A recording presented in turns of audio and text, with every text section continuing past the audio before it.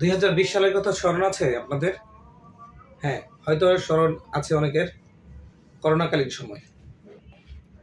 এই সময়টা ঠিক আমরা যে সময়টাতে অবস্থান করছি, একেবারে একেবারে ক্রান্তি লগ্ন, যেখানে ঘর থেকে বের হওয়া একেবারে নিষেধ ছিল। লকডাউন, ফুল লকডাউন। ঠিক সেই মুহূর্তটা আমাদের কাছে স্মরণীয়। অন্তত আমরা এটা ভুলবো না কখনো, যতদিন বেঁচে থাকি। কারণ এই দিনটাতে এই যে মুনকে দেখতে পাচ্ছেন, এই মুন তার আসার সময় হয়েছিল। তো তার এই আসার মুহূর্তে আমরা অনেক চিন্তিত ছিলাম যে তাকে কোথায় নিয়ে যাব, কোথায় নিয়ে গেলে ভালো হবে, কোথা থেকে তাকে নিয়ে আসতে পারবো। কারণ তখন ফুল লকডাউন চলে, কোনো হাসপাতাল কোথাও যাওয়া মানে অ্যালাউ না। গেলেও ডাক্তার পাওয়া যায় না, ডাক্তার সচরাচর সাধারণত দেখতে চায় না। যাই হোক, একেবারে ফুল লকডাউনের মধ্যে সে আসে আল্লাহর রহমতে, সহি সালামতে। কিন্তু ওই দিনগুলো আরো বেশি দিন স্মরণীয় থাকবে। যেদিন সে আসে, সেদিন তার জন্য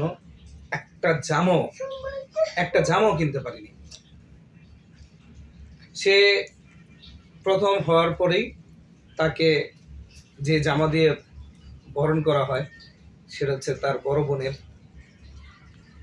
পুরাতন জামা। মানে ও যখন ছোট ছিল, তার জন্য যে জামা কেনা হয়েছিল, সেই জামা দিয়ে তাকে পরানো হয়। এই লকডাউনের সময় আমরা কোথাও যেতে পারিনি। তো ওর মামা আর আমি একদিন গিয়েছিলাম আমাদের স্থানীয় বাজারে। গিয়ে দেখি সব দোকানপাট বন্ধ।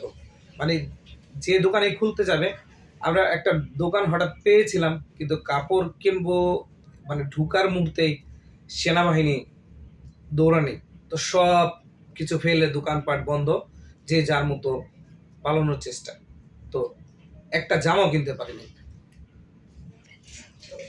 যদি বলেন একটা সুতা তার জন্য কিনতে পারিনি, এমন একটা পরিস্থিতি, এমন একটা সময় গিয়েছে। এট দ্য লাস্ট মোমেন্টে ওর ফুপা নারায়ণগঞ্জ থেকে একটা দোকানে গিয়েছে জামা কেনার জন্য, সেখানে বানায়, এটা হচ্ছে পাইকারি। কিন্তু সে দোকানদারও দোকান খুলতে রাজি ছিল না। অবশেষে অনেক রিকোয়েস্ট করে, মানে দোকানের যে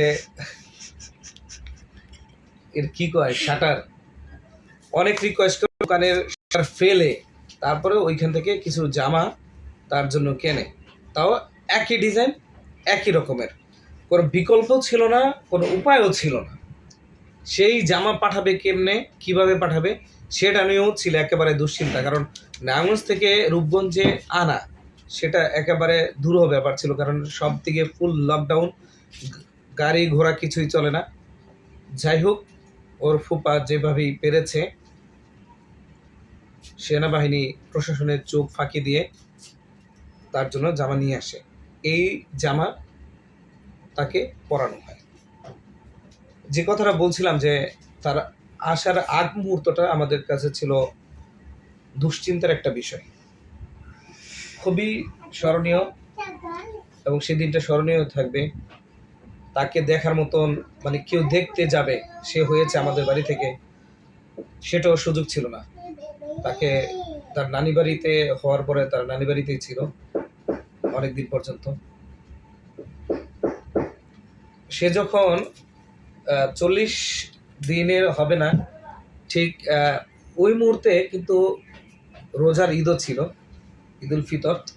সেই ঈদুল ফিতরে ঠিক কিছুদিন আগে, 10-12 দিন আগে হঠাৎ আমার জ্বরও চলে আসে।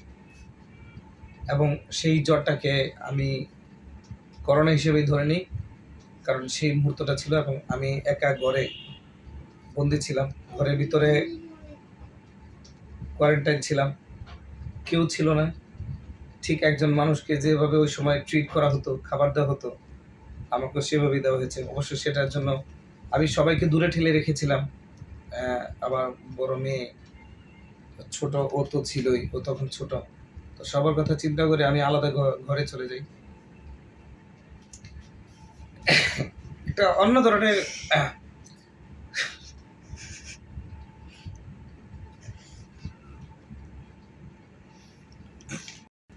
সেই মুহূর্তটা স্মরণীয় হয়ে থাকবে। অন্তত যে কদিন বেঁচে আছি আমাদের মূল আল্লাহ তাকে যতদিন নেখায় দিয়েছে সে বড় হবে ইনশাল্লাহ। ওই দিনটার কথা খুবই স্মরণ থাকবে। অন্য ধরনের একটা মুহূর্ত ছিল আমাদের জীবনে, সারা বিশ্বব্যাপী এই সিচুয়েশনটা ছিল। যেটা বলছিলাম যে তার আসার আগ মুহূর্তে খুবই দুশ্চিন্তায় ছিলাম আমরা, যেটা বারবার বলছি যে তাকে কোথা থেকে নিয়ে আসবো, কোথায় যাব তাকে নিয়ে। সহায় ছিলেন আল্লাহ, সহি সালামতে সে পৃথিবীতে আসে। তো তার জন্য সবাই দোয়া করবেন, সবাই ভালো থাকবেন। আজ এই দিনটাকে বিশেষভাবে স্মরণ করার কারণ হচ্ছে আজকে মুনের জন্মদিন। সে আজকে 5 শেষ করে 6 পা রেখেছে। সবাই তার জন্য দোয়া করবেন, পৃথিবীটা যেন আরো সুন্দর হয়, সেই দিনগুলো যেন আমাদের জীবনে না ফিরে আসে। তবে ওই দিনগুলো কিন্তু আবার আমাদেরকে অনেক কিছু শিখিয়ে গিয়েছে। আমাদের যে ফ্যামিলি বন্ডিংস, সবার সাথে একসাথে থাকা, সৃষ্টিকর্তাকে মন প্রাণ দিয়ে স্মরণ করা, বিশ্বাস, আত্মবিশ্বাস, সৃষ্টিকর্তার উপর যে বিশ্বাস, সেই জিনিসটা কিন্তু সবচেয়ে বেশি সেই মুহূর্তে শিখে গেছে। এই যে আজকে আমি আপনাদের সাথে কথা বলছি, এই প্ল্যাটফর্মটা, এই যে ফেসবুক প্ল্যাটফর্ম বা সামাজিক যোগাযোগ মাধ্যমে সবার সাথে যে যোগাযোগটা, সেটা কিন্তু ওই মুহূর্ত থেকেই তৈরি হয় এবং সেটা ধাপে ধাপে এখন এসে এটা বিস্তৃত হয়েছে। জানতে পারে ফেসবুকে বা যোগাযোগ এই মাধ্যমে ইনকাম করা। সেটা কিন্তু যারা করোনাকালীন সময়ে এইভাবে যুক্ত ছিল তারাই কিন্তু এখন গেইনার। তো এই জিনিসগুলো কিন্তু করোনাকালীন আমাদের কাছে অনেক কিছু শিখিয়ে গেছে, যে আমাদেরকে নিজেদেরকে সেলফ ডিপেন্ডেন্ট হতে হবে, আমাদের নিজেদের কিছু করতে হবে, আত্মবিশ্বাস বাড়াতে হবে। তো সেই আত্মবিশ্বাসটা আমরা সবাই ধরে রাখবো, সে অনুযায়ী কাজ করব। সবার যতটুকু যে সামর্থ্য আছে, যে পোটেনশিয়ালিটি আছে, আমি বিশ্বাস করি যে সবার ভিতরেই পোটেনশিয়ালিটি আছে, একটা না একটা দক্ষতা আছে। তো সেই দক্ষতা নিয়ে আমরা এই সামাজিক যোগাযোগ মাধ্যমে কাজ করে যাব, নিজেদের উন্নতি করব, দেশের উন্নতি করব, সবার ভালো চাইব। সবাই ভালো থাকবেন। আল্লাহ হাফেজ।